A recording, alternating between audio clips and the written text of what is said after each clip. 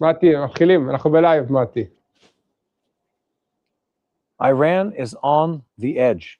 The protests are intensifying, the streets are going up in flames, the regime's violence is increasing, and residents are cut off from the world. More than 2 weeks have passed since the protests began in Iran, and they continue to spread. The last 24 hours were one of the peaks of violent repression, as the number of those killed only kept rising. Iran turned to militias in Iraq for assistance. Pro-Iran terror organizations in the country set up recruitment offices with the goal of helping the Ayatollah's regime. The Revolutionary Guards are using ISIS terrorists to suppress the Iranian people. All eyes around the world are on the US president, wondering whether he will indeed respond to the killing of protesters by the Ayatollah's regime. Will Trump deliver the decisive blow to Iran? Mati Shoshani isn't just saying what he said for no reason. The Islamic Republic is on day 17 of protests that are only gaining momentum. Khamenei threatens the protesters are terrorists. We will put them in their place. The army commander declared the threat from Israel is real. We are preparing accordingly. In the shadow of the Iranian admission that 2,000 were unalived in the crackdown on the protests and reports of much higher numbers, the United States president canceled the negotiations that he was considering with Tehran and encouraged the protesters. Keep protesting. Take control of your institutions. Save the names of the murderers. They will pay a heavy price, Trump told them. So, as you can see, the situation is boiling. So we are here on boots on the ground reporting of everything that's happening in Iran.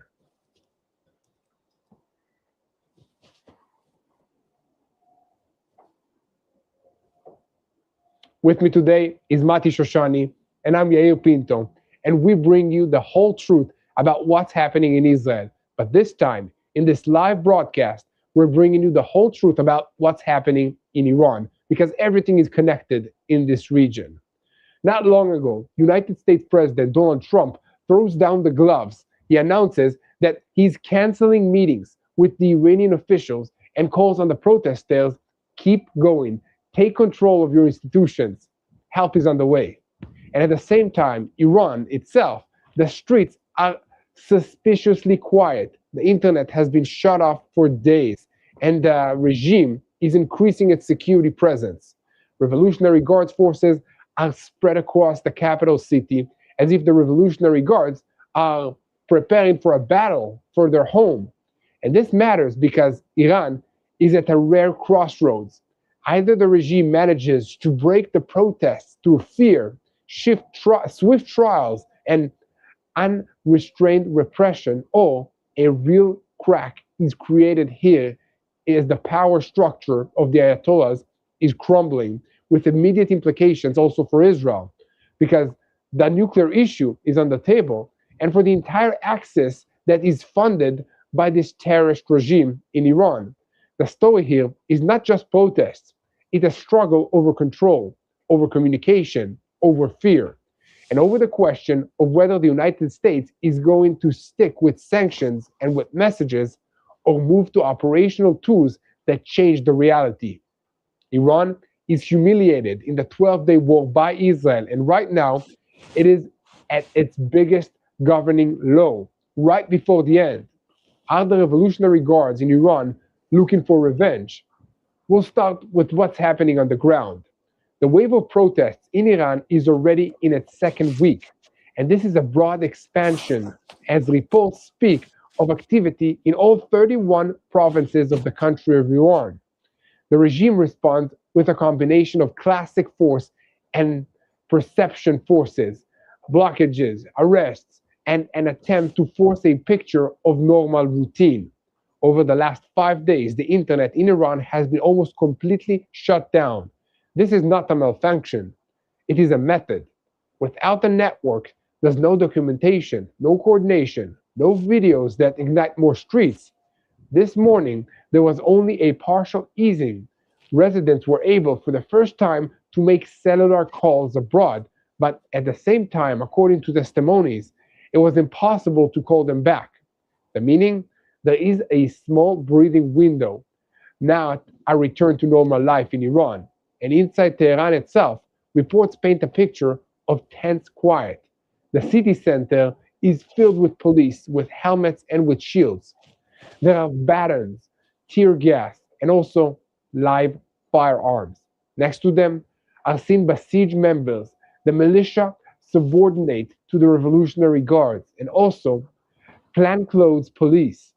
And there's also a troubling ground picture: scorched government offices, broken ATMs, and buildings set on fire in the riots. And the regime is trying to get a bazaar functioning once more. Not an open market, but an opening by force. And according to testimonies, security forces come to merchants and tell them to open stalls no matter what, in order to create a photo of a normal morning in Tehran. But when few residents go out into the streets, it looks like more like a set than actually a routine. And at the same time, there is another effort: blocking and bypassing the situation. According to reports, security forces are conducting searches in neighborhoods in northern Tehran to locate and to confiscate Starlink terminals, Elon Musk's satellite internet. The meaning is clear: the regime isn't only blocking, it's hunting those trying to reconnect the people to the outside world using the internet. And now to the painful topic and the numbers. Here we must be precise. There are several layers of reporting. An official report from the regime admitted to Reuters to at least 2,000 people casualties of this protesters, protesters themselves by the regime. This is a number that the regime itself is agreeing on, and it is already very high. But on the other hand, human rights organizations present different numbers. There is one report stating of 544 terminated protesters, according to the Organization of Human Rights Activist News. And there is also a claim by a Persian opposition channel from London of 12,000 people that lost their lives. A claim that at this stage has no additional independent verification. So, what do we think about all of this? Let me know in the comment section. So, we put it out and we want to be transparent about what we have so far. There is an official admission of thousands. There are different estimates, and the gap itself tells a whole story because when the internet is off, it's very hard to verify in real time what's going on and who got hurt. And if the death toll is shaking, the number of detainees is fear engine on all of it. And it was reported that there are at least 10,600 detainees amongst the protesters. And the regime doesn't stop at detention. It is speeding up the trials. And according to a report by Iran, a human rights from Norway, a young man named Arfan Sultani, 26 years of age, from Karj near Tehran, was arrested last Thursday and was already been convicted and sentenced to death, with a notice to the family that the execution may be as soon as tomorrow. The family's lawyers say that he has never seen such a fast trial in his life. This is not the justice system, it's a deterrence machine. And at the same time, the regime broadcasts support rallies and funerals of security personnel who are claimed to have been terminated by the regime. The line is consistent: to turn the protest into an enemy's project. The Iranian intelligence ministry already announced the seizure of a large shipment of electronic items for espionage and sabotage, and they claimed it entered illegally from one of the countries in this region to create alternative communications and, in practice, to accuse foreign terrorists wanting to connect to our networks. And here, Trump comes in a big way. In his tweet, he wrote, "Iranian patriots, keep protesting, take control of your institutions, save the names of those that were murdered and those that are attacking the protesters, and they will pay a heavy price. I canceled all meetings with Iranian officials until this killing stops. Help is on the way. Make Iran great again. The message is not just another condemnation, it's a statement meant to reignite the streets and also to present the regime in a language that it understands. But what message comes with another layer? In the United States, it's reported that Trump was briefed in the last week on a broad basket of tools, not only airstrikes. This also includes cyber capabilities and also psychological and perception warfare, things intended to undermine the command structure, hit communications lines, disrupt propaganda broadcasts, and turn the regime's digital darkness against it. The White House says diplomacy is still the first option, but the White House spokeswoman also emphasized the president is not afraid to use military options if he decides to. And here in Israel, we enter the picture, but in a calculated way. In Israel, the political security cabinet is convening this evening, just an hour ago, to hear briefings on Iran and also on the other arenas Gaza, Lebanon, Syria, and Yemen. The direction that emerges is that Israel understands the main game is America, and the decisions will come from the White House. But Israel has also prepared in the past for very tight coordination with the United States. And this time, too, the preparation is twofold: defensive and offensive. On the defensive level, if the United States move to action, Israel must prepare for the possibility of a direct Iranian response. Missile launchers towards the home front, including ballistic missiles, cruise missiles, and UAVs. And therefore, there is an emphasis on coordination with the regional structure of the United States Central Command, CENTCOM, operating from the base in Qatar, El Ubaid. The meaning? Interception, not only Israeli, but regional cooperation, including countries in this area, including Arab ones, who, in the moment of truth, will not want missiles passing over their heads. And on the political level, if negotiations open, Israel is pushing for three clear points: zero uranium enrichment, stopping the ballistic missile program, and stopping the regional terror campaign. The question is whether the United States will go all the way with this or settle for something partial, like sometimes happen when the world wants quiet and not a solution to the problem. So after all of this, here's the big question that we have to put on the table. And I want to hear from you, Mati, and also from the audience in the comments. Does Trump really mean help is on the way as something operational that will change the balance of power inside Iran, or is it mainly a perception pressure meant to scare the regime and strengthen the street without entering into a confrontation? So, Mati, what do you think about that? You think the US is sending troops to Iran? I don't know, Yael. I think anyone who's a betting man at this point would be very, very cautious in what they say and what they can assure. Guys, I don't know if people at home can tell this. Yael and I are standing outside in the pouring rain for this live broadcast. I hope my gear lasts in this rain. You asked a good question about President Trump. That wasn't a joke, by the way. You asked a good question about President Trump, which is the Trump White House has shown time and time again how willing they are to do the right thing at the right time. Operation Midnight Hammer back in June, where Israel and then the US together struck deep into Iran, is the kind of thing that no US president would have done before him. Definitely not in that kind of timeline, definitely not to that degree. What happened in Venezuela just recently, again, the same kind of thing where most people think it would end with words, and it ended with very, very clear and very decisive action. And the list goes on.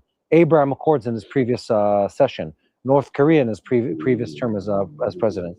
All these things are things that show us that President Trump is really willing to go the extra mile or kilometer, depending where you are in the world, to make a difference when it really, really matters. And I want to say this too. Here in Israel in recent years, we've seen President Trump moved by what's the right thing, not just by politics, not just by the necessities of a nation when it comes to leadership and power. When it came to the hostage situation in Israel, President Trump was moved personally. We know from firsthand witnesses that he was moved to tears to take action to do the right thing time and time again. And this thing that's taking place in Iran, it runs deep in the American political system. The U.S. was involved in the previous round, unsuccessfully, one might say, back in the late 70s when the Shah was overthrown. and replaced by the Ayatollah regime. And once again, they're hearing the cry of the people in Iran. President Trump has commented on this multiple times, both in writing and in person, talking about the need. I saw Marco Rubio earlier today, Secretary of State, doing the same thing repeatedly, talking about the friendship and alliance between the United States government and the Iranian people, and the fact that the Iranian regime is the enemy of the state. And then you ask the question, Ayla, which is, will the American government take action against the Iranian government? We've already seen them do it. Back in June, the American government took action against the Iranian government, not the Iranian people, but the Iranian government. So is it more sanctions? Possibly. Is it direct action against the government? Possibly. Is it targeted assassinations against the government? That's also on the table. Is it additional airstrikes? We've already seen that happen repeatedly. So why not? Why would they not be able to do that? And I think the message is probably heard very, very clear in Iran. We saw the messages from the US government warning the Iranians. And then for multiple days, there was very, very little violence against the demonstrators. And the real violence really started after the media blackout, the internet blackout in the country. So one might say, yes, they heard the American government. Yes, they understand it's a real threat. Yes, I understand it's valid. And now the question is, how far will that intervention actually go? I know we'll get this into this later in the broadcast. The American government, we've seen in just the last week or so, is not shy of trying to go after regime change. They did it in their backyard. They're definitely willing to do it in the Middle East, and they've done it multiple times. And I would say the American government, the Pentagon, the White House, they've learned the lessons from Iraq and from Afghanistan. They're not going down that route again, but there still is a place where they can make a very substantial difference.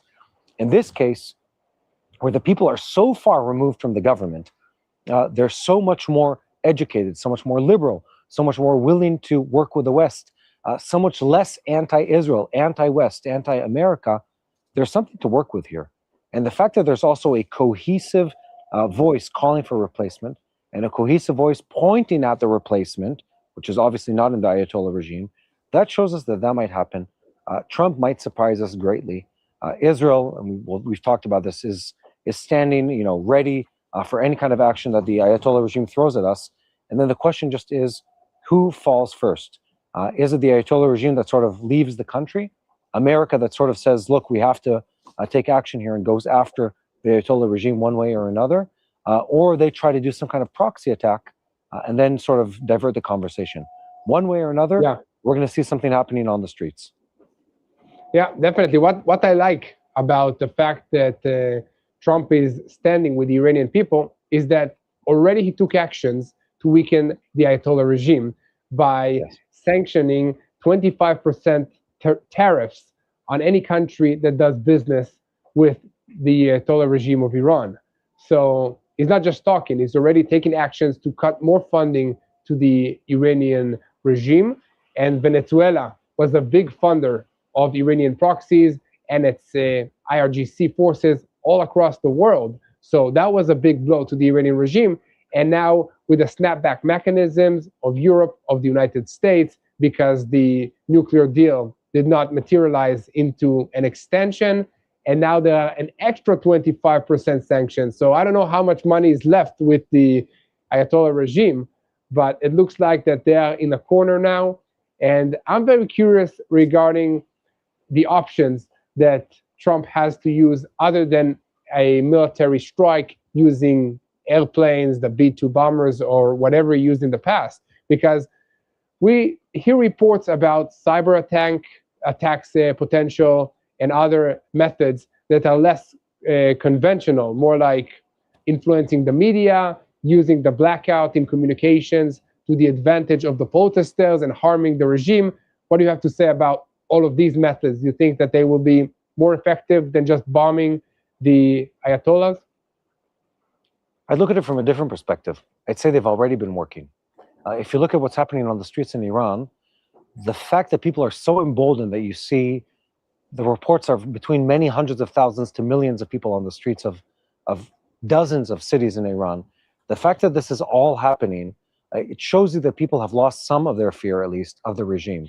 And the reason they've lost some of that fear of the regime is because what Israel first did, and then the US joined in back in June in Operation Midnight Hammer, Am Kelavi, Rising Lion, as Israel called it. That happened for a reason. That happened because we saw a weakness there. We pursued that weakness. Now the public is looking at their government and saying their government has been exposed for the weaker government than they imagined. They've been weakened financially. The currency's been degraded. So a lot of the levers of power that the government had on their people, they're no longer there.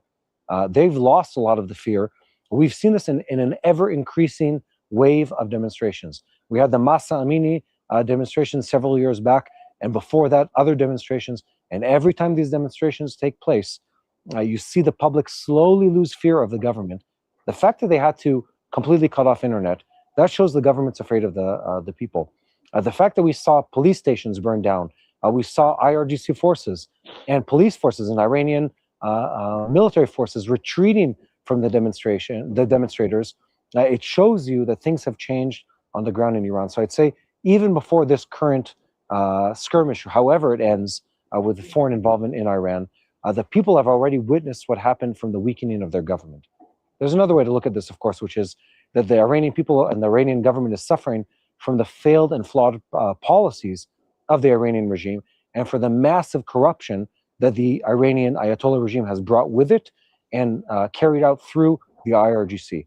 The fact that they've corrupted their economy, the business sector, the private sector, and even the public service has all been ruined to a certain degree by IRGC corruption. All of that takes place. Now, if we add on to that, which is getting to your question, add on to that the possibility of blackouts carried out by cyber attacks, of additional pressure on Iran, on closing their airspace, on eliminating possibly people within the Iranian government. This can happen. I mean, we saw it happen last week in South America. Why can't it happen right now? It absolutely can.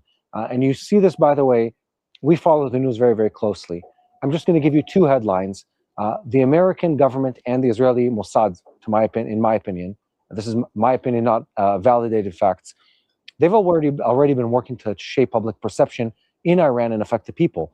We saw headlines a week and a half ago talking about the fact that Khamenei had prepped 20 or so of his closest people to flee the country, already setting asylum. There was talk about Turkey, there was talk about Russia, all these speculations.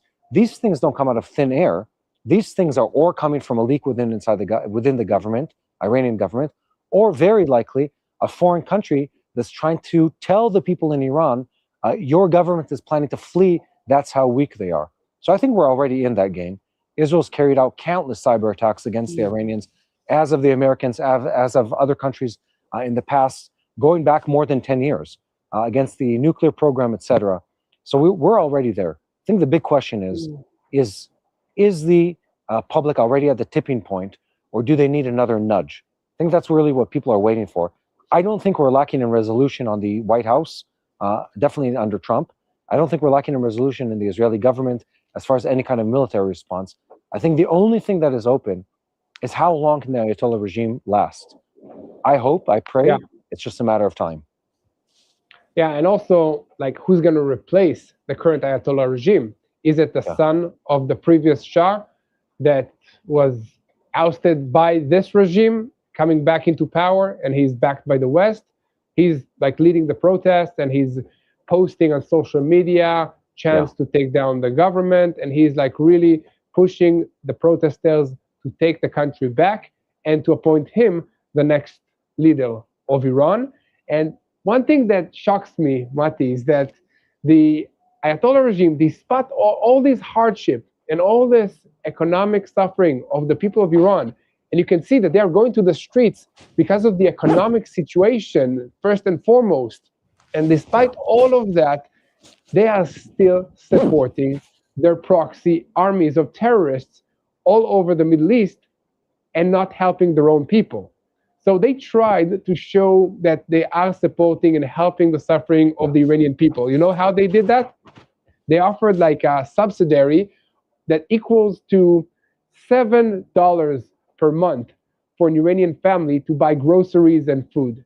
And at the same time, they are paying the terrorists of Hezbollah in Lebanon, okay, a foreign people to the Iranian people, $1,800 per month to carry out attacks and just to be there as a threat against Israel. Same thing is done with the Houthis in Yemen. Same thing is done with Iraqi militias in Iraq that are supporting Iran. And these militias are now coming back into Iran to help deal with the protesters. These are reports that we are receiving. And the fear here is the Iranian Republic is afraid that their own police will not want to fire at their own family member, their neighborhood people, because they are both Iranian. But when you bring a mercenary army of terrorists into your country that speak a different language, you need to understand Hezbollah is speaking Arabic and the Iranian people are speaking Persian. So these are completely different people and they have no personal connections with the people of Iran. So this is a way that the regime can use brutal force against their own people to try and crack down these protesters from becoming stronger and taking over the government and the country. And Mati, I think that it's important because we are here in Israel to connect everything to what the options are for the Iranian regime. So what can they do? They have about 3 options, right, Mati? Maybe you can list them for us. I think it's either give up and then a few more. Yeah. Again, I always hesitate with these speculations. I had the pleasure really of interviewing one of the main experts in Israel. Harold wrote this week about what's happening in Iran. And he says anyone who actually tries to guess what the tipping point is going to be wrong. We've seen this happen in the past in Iran. We've seen the government collapse in a very, very, very quick succession. And since this has started, I've really been on a deep dive of how long does it take to overthrow a regime? And the answer is it's very unclear. You have countries where it takes months of demonstrations.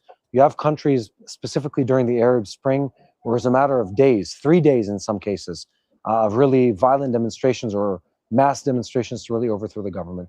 We're talking about the Iranian regime today, specifically the Ayatollah regime. These people are ruthless. These people are power hungry. And I want to say something here. They pretend to be doing all of this for religious reasons. It's not true. They're about power, they're about money, and they're about control. And the evidence of that is in the fact that they've destroyed the Iranian economy. I mean, they've taken over everything in that country. Part of the reason they're not giving in to anything is the fact that a big part of their government is the corruption element of it. It's not the religious part. They're not, if it was about how you wear your hat and what the face covering on the women looks like, they'd be able to negotiate. That's not what it's about. It's about power and control. And they're willing to run their country into the ground. In fact, they have run their country into the ground in pursuit of holding on to that power. So what can they do? Great question. Let's analyze the things that are in front of them. One, they can give in and say, we're going to a vote, or we're going to some kind of elections, be they semi-democratic or fully democratic, and with that, a set of reforms. They could go halfway to that and say, we're not going to go full on to a full reform of the government, but here is someone who's more moderate. They did this in the past with Ahmadinejad to a certain degree till we found out he was very, very radical. And they tried to do it several times, propping up people that seem to be slightly more liberal or moderate, at least compared to others in the government. That is an option. Another option is that they flee, is that the government collapses overnight. And I want to tell you what the sign we need to be looking for is. This is interesting. If you really analyze the various governments that have fallen almost overnight, it happens with one dramatic change. And that change is when the soldiers and the police refuse to fight and attack their own people. And clearly, from the videos we've been seeing coming out of Iran in the last couple of days, that's not the case. They're using extreme violence against their people. They're gunning down people in the streets, sometimes with automatic fire. I mean, they're clearly not there at that point yet, but there are signs. They're bringing in forces from other cities to have to turn down the fire as far as the demonstration goes. They're having to make a lot of false public statements. They're using a crazy amount of AI-generated images to try and fool people of what's actually happening on the ground. So they might collapse. So option number one is they try to do some kind of set of reforms, et cetera, et cetera. Option number two is they collapse overnight. And option number three, which I hate to admit, is that they hold on to power. We've been to this game before with the Iranian government. They've been willing to use extreme violence in the past more than once. I want to remind people, and I hope we don't get censored for saying this, The Iranian government was using sexual violence against demonstrators in past events to publicly humiliate them. This is, by the way, not exclusive to Iran, to the Iranian regime. Also, other Muslim countries have done this in the past, but here was an extreme case. They've used public executions to an extreme degree. They've made people, entire groups of people disappear over the years. They're willing to do a lot to hold on to power. And there is a possibility, and I hope it's much smaller than in the past, that they will be able to hold on to power. And I want to say this, a couple of years back, there were waves of demonstrations in the millions that washed through Iran. We all looked at that and said, this is the end of the regime. Here it's coming, here it's coming. The Shah wasn't part of that conversation back then, but he is now, and it didn't happen. And I want to say there's one dramatic difference here that I think we should be looking at. One, we need to be waiting for that time that I said the government and the police will refuse to use it against the violence against the demonstrators, and we'll start to see those cracks. But another option is another thing that's interesting here is we might see, and you were talking earlier about what the U.S. government might do. What if they bring in the Shah? What if the Shah doesn't stay on social media? What if the Shah is brought in with a contingency of Iranian loyalists from outside of the U.S. onto the ground in Iran, and the people are shown, observe, this can be the replacement for the regime, come to the streets and fight. I mean, that also is an option that's on the table. So again, this could go many different ways. At this point, we've learned that it's not enough to have massive waves of demonstrations. You need more than that in Iran sometimes. This is a violent and a brutal regime. They've used violence before. They'll use it again. My prayer for these people, Yael, is that this time around, the sacrifice of lives that they're making is going to be worthwhile. They're going to be able to overthrow the regime. And I want to say this. I was talking to my kids earlier tonight about what's going on in Iran. And I said, I wish, and they asked me this question. I was saying, this is what's happening on the ground in Iran. People are putting down their lives to change the regime, to overthrow the evil that's been holding their country. And they said, well, would you do that? And I said, I really hope I would. I really hope all of us, when we were presented with the option of really fighting to overthrow an evil that is 47 years of corruption, these people have held Iran in a death grip. And people are putting down their lives knowing full well that at best they'll end up in prison or with a beating, but at worst they might be shot on the street. And they're going and fighting for their country to overthrow this evil. I hope we all have it in us to really put up that kind of fight. That's my hope. Yeah, before we continue, I think, and I'm gonna pull up my script over here to make sure I get the words exactly right. We need to talk about our sponsor, the partner today. So guys, did you know you can invest in one of the world's most innovative economies, the nation of Israel? We're talking about Iran, but tonight we're just going to go to Israel for a second, as easily as you can invest in American markets.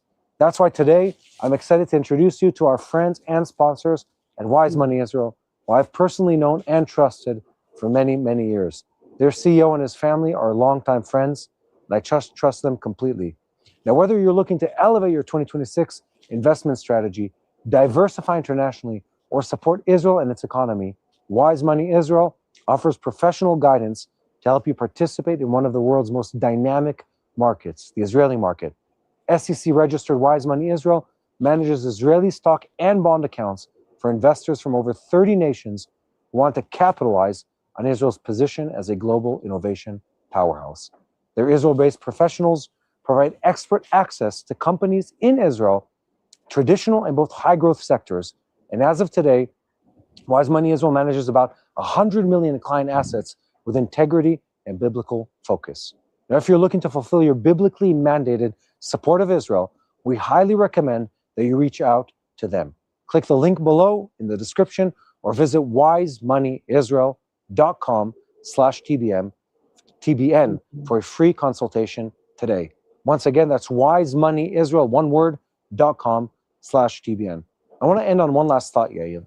As we're standing here talking about this, hopefully very close revolution that's going to take place in Iran, overthrowing the Islamic regime, as we've witnessed in these last couple of years, what a difference good and evil leadership make for a country.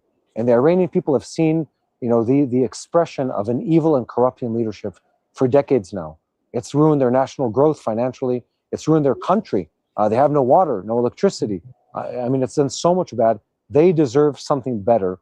And we stand here in Israel enjoying the privilege of being in a country that's been led by good people a flourishing economy because it was led by virtuous leaders in the past. And I pray that the Iranian people once again get to deserve what they deserve, which is virtuous and God-fearing leadership.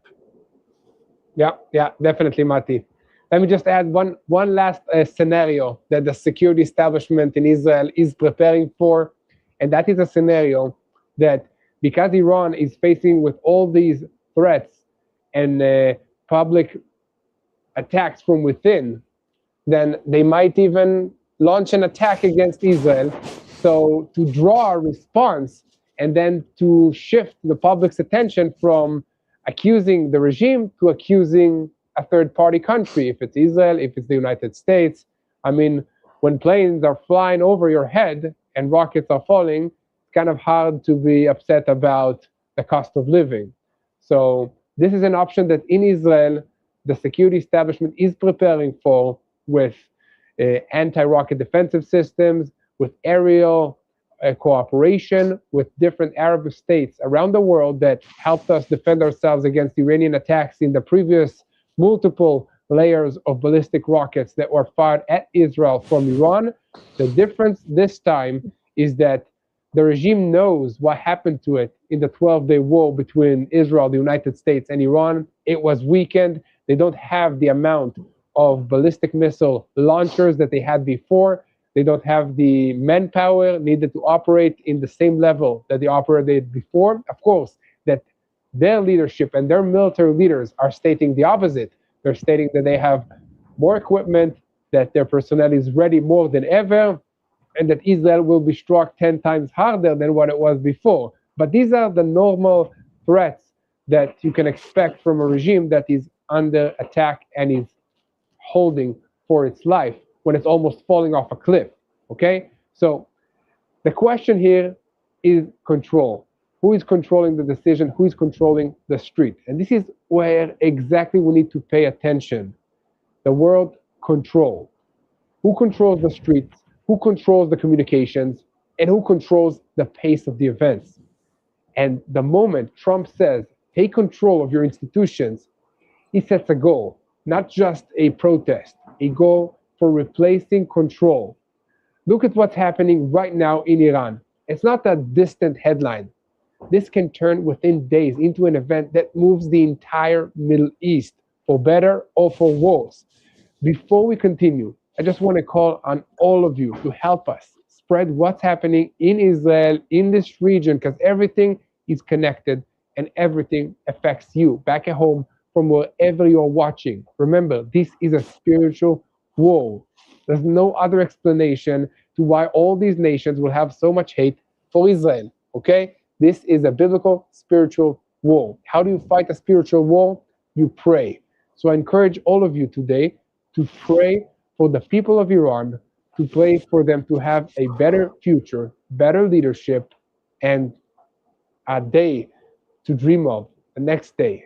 I hope that there'll be peace between Israel and Iran so that we can come and visit this country once more, like it was possible before this Islamic Revolution took over this country. I think it would be fun, Mati, to go visit the house of your parents' parents, I think it is, or great-great-parents, I don't know. Great-great-great-grandparents, I think, at this point. It's my father's great-grandparents. So it's been a while. I'd still like to go for a vacation. I want to add one more thought for people. If anyone's stuck with us so far, this is sort of like on the deep end of content. The Iranian regime, and you were saying this, Yael, they try to divert attention outwardly and claim that Israel's behind it or America's behind the demonstrations. It's obviously never the people of the country would go demonstrate when their money becomes worthless and everything they touch has been ruined. But no, it's always an outward issue. Here's the thing. People might not know this. The Islamic Revolution of the late 70s was funded by foreign entities. They love to present it as though, it was a grassroots movement, et cetera, et cetera. No, it wasn't. It was funded by anti-Western agendas. Who was anti-West back in the late 70s? Just think about a country with red in its flag, or a group of countries with red in its flag. Hint, the USSR. So you had a lot of entities that were behind that Islamic revolution that had nothing to do with the will of the people. The people of Iran say openly, we've been hijacked by this Islamic regime. They don't represent us. This isn't our legacy. This isn't our history. This isn't who we are as a people. And it's about time, it's high time that they get back to what they are called to be. It's a great nation with great people in it.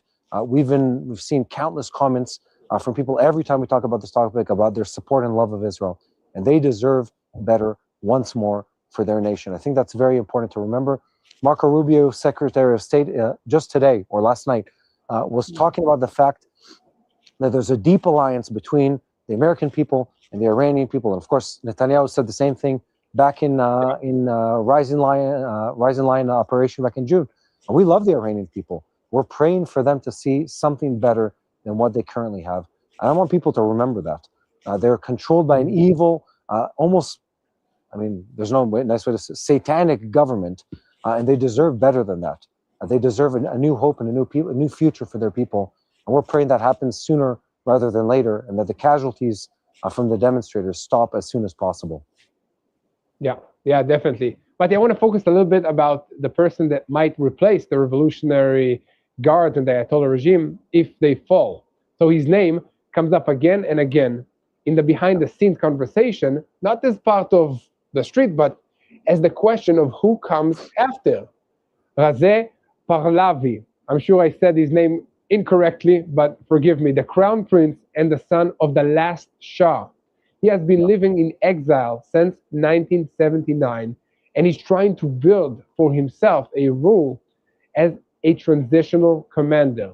Not the protest spokesperson, but someone who presents himself as an address for the day after. Pahlavi is 65 years old. He lives in the United States of America and speaks directly to the Iranian public through videos and through networks. His message is very short. You can't fix the Islamic Republic. You need regime change.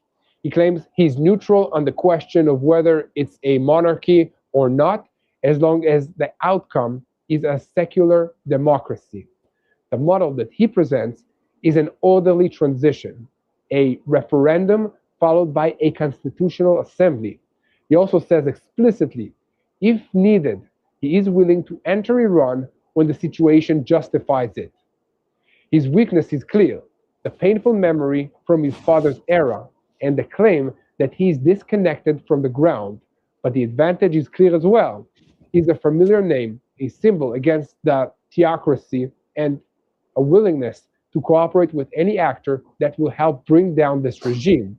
He's also a close friend of Israel and was here many times. So, Mati, on the day after the fall of the Revolutionary Guards, will Iran choose a symbol from the past or find somebody new? Or will it be like a struggle until something stable will come up? It's a really good question. People on the streets have been calling for him to return. And I think I made a point about this earlier in the broadcast. This isn't something we saw in the past. In the past, it was always generic calls against the government. This time around, it's been incredibly specific. People on the streets, first they said down with the dictator. Then when people were saying, no, they're not talking about the Ayatollah, they're talking about someone else. They said the next time they were out, the next night, it was very, very clear. Down with the Ayatollah, down with the Ayatollah regime, and out with Khomeini, and then calling on Pahlavi, is I think the way they pronounce it, to come back to Iran. He is a unifying character to them. If you look on the social media accounts, you'll see anyone in Iran that can. There's a huge contingency of Iranian expats around the world. Many of them were very supportive of his governance. I want to say this. It's a little complicated. People think that his father was this dictator character, was overthrown by this popular uprising in the people. It's far more nuanced and complex than that. He was a character that tried to bring Iran into the future, that was overall attempting to do positive things, made some mistakes historically, but he was also backed by the US and a good friend, his father too, a good friend of Israel. By the way, a couple years before I was born, 1979, there were regular flights from Tel Aviv to Tehran. It's not that far back, unless you ask my kids. They'll tell you I was born a very long time ago. But the point really is that this man can be a unifying character. And really for a country that's seen so much pain and suffering, under the Ayatollah regime for so many years, they need someone that can be a sort of a beacon of hope. And I think if you think about it from a logical perspective, he's such an opposite of the extreme religious government that they've had. He would be a very good character, at least as a transition government. I think that's the point. The problem is, of course, if you look at the Ayatollah regime, they've destroyed any kind of opposition in Iran. So there is no other character that can be, this public symbol that represents dignity and, the depth of governance that they would need to really bring the country into the next phase. The son of the Shah really is that character. He can be the man who's sort of the poster boy of what we want to go back to, things that were better in the past, going back to that better time before the Islamic regime took over the country. So in that sense, he might be a very, very unifying character. And I'd say this also, he is able, this is sort of where things get tricky with the revolutions. You don't want to support, I'll give a hint, Che Guevara. You don't want to support one revolutionist only to find out that he's absolutely worse than the one that came before him. And in this case, he's a character that's known to the Americans, he's known to the Israelis. By the way, what you guys are seeing on the screens now is Iran back in the 70s. Iran back in the 70s was a prospering, young, and moderate Muslim country, not anything like what it is today. And that's really what people are wanting to go back to. By the way, past demonstrations in Iran, you saw people burning the hijabs, the face coverings, attacking religious clerics within Iran because they want to go back to what they had before. They're a country that had oil, that had, that manufactured vehicles, that manufactured aircraft, that manufactured a whole lot of things. Right now, they're not even able to distill their own oil in the country. So they're looking back at what we're seeing on the screen right now, and they're saying, God, take us back to a time that's before the Islamic Revolution really corrupted our country. And the son of the Shah, Reza Pahlavi, the son of the man we're seeing on the screen right now, he could be that man, a man who's respected both by Western countries, so they could back him if the government falls in Iran. And there's also a character known enough to the Iranian people that they can rally around him. Otherwise, what are they going to do? Just have a very long wave of demonstrations and have to find a character where none exists currently that isn't Ayatollah related. And that's where really he becomes a very valuable asset, both to the Iranian people to look towards and for Western countries to support and back as a replacement for the Ayatollah regime.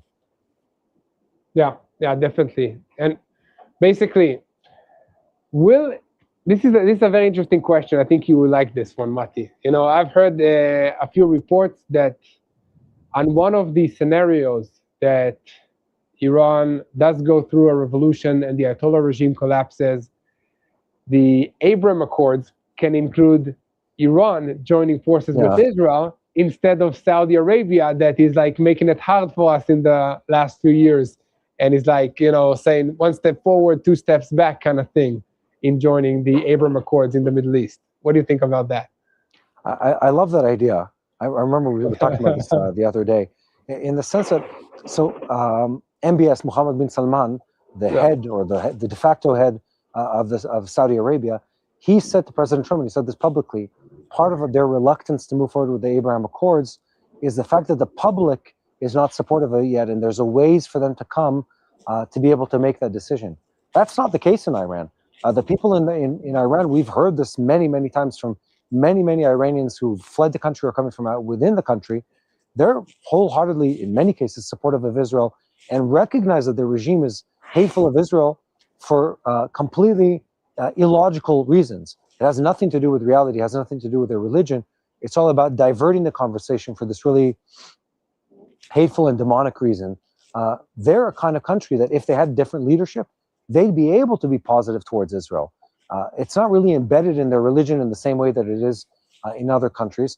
And it really might be a tipping point. And again, we've talked a lot about what's been changing in the Middle East. We've seen the Syrian government change, the Lebanese people being liberated partially from the Hezbollah death cult that was controlling that country.